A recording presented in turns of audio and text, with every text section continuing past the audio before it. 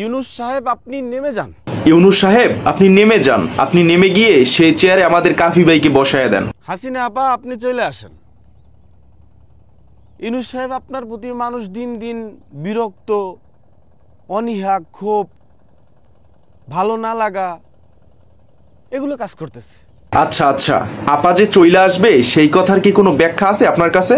আপা আপনি চলে আসেন এই কথার আমার কাছে যথেষ্ট পরিমাণ ব্যাখ্যা আছে, বিশ্লেষণ আছে, স্পেলিং করার মতো আমার সুযোগ আছে। চট্টগ্রাম বিশ্ববিদ্যালয়ে ওপেনে রামদানিয়া মানুষজন ছাত্রদেরকে কোপাচ্ছে ধান খেতে ফালাইয়া। ভাই, চট্টগ্রাম বিশ্ববিদ্যালয়ের ছাত্রদের কোপাইছে তার জন্য এই দেশে আইন আছে, আদালত আছে, বিচার ব্যবস্থা আছে। আর বিষয়টা এমন না যে সেনাবাহিনী পুলিশের সামনে এলাকাবাসী ছাত্রদেরকে মারছে আর প্রশাসনের লোক সেটা তাকায় তাকায় দেখছে। এইখানে দেখেন ভিপি নূরকে যেভাবে পুলিশ, সেনাবাহিনী, ওসি ড্রাইভার যেভাবে মন খুললা মন মতো যেভাবে পিটাইছে। ভাই, ভিপি নূরকে পেটানোর পিছনে যথেষ্ট কারণ আছে। তোমার মাথায় যদি গুয়ের জায়গায় ব্রেইন থাকতো তাহলে তুমি এই প্রশ্ন করতা না। তুমি এক দলের প্রধান হইয়া যদি জাতীয় পার্টির অফিস দখল করতে যাও তাহলে তুমি মার খাবা নাকি চুমা খাবা?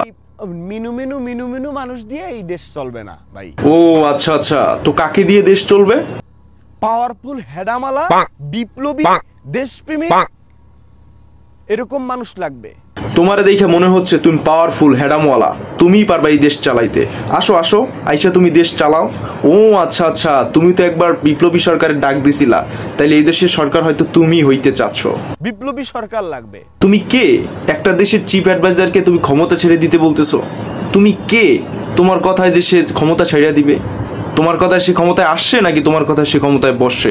তুমি তাকে এই কথা বলার কে? জাস্ট ওয়েট, তোমার মুখোশও এই দেশের মানুষ উন্মোচন করবে। তুমি এই দেশের মানুষের সিম্পেথি কাজে লাগায় ভিউ ব্যবসা করতেছো। Just wait.